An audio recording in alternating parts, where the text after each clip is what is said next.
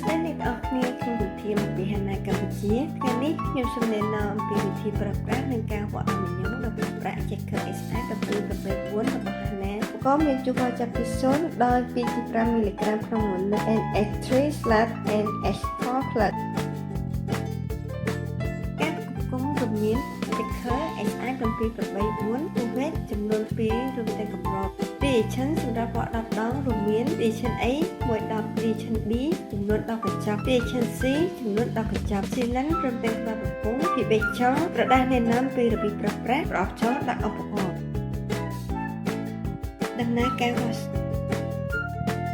យក Reaction SI 9ដើម្បី 4A ដាក់0ប្រើ Sealant ដាក់យក Reaction A ចំនួន 1ml ដាក់ចូលក្នុងកង្វេត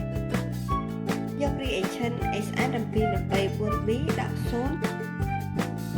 កាត់តាមបន្ទាប់ហើយចុចទីសង្ខាងឲ្យមានរាងជាជាឡើង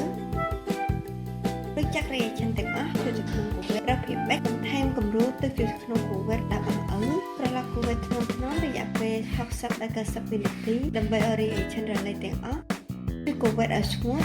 ទឹកកង្វេតឲ្យនៅស្ងៀមរយៈពេល30វិនាទីដើម្បីឲ្យពពុះខ្យល់បាត់អស់ចុចប៊ូតុងអេក្រង់នៅបង្ហាញ SC1 ឲ្យ refresh និងភ្លឺផ្លែដាក់កង្វេតចូលក្នុងឧបករណ៍ចុចប៊ូតុងឲ្យចប់រហូតអេក្រង់បង្ហាញ SC2 ហើយ refresh និងភ្លឺផ្លែជំហាន0ត្រូវបានបញ្ចប់ដោយជោគជ័យយក Reaction SI 784C ដាក់0កាត់តាមបន្ទាប់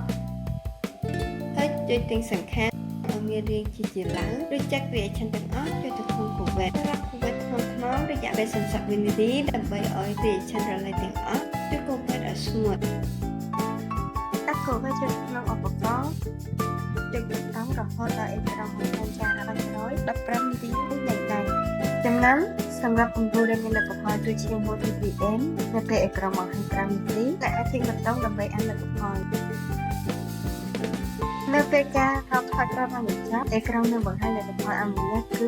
0.01 ppm NH3/NH4+ សូមអរគុណអ្នកទាំងអស់គ្នាដែលបានទស្សនាវីដេអូកុំភ្លេចចុច like និង subscribe នៅខាងក្រោមដើម្បីតាមដានវីដេអូថ្មីៗពី Channel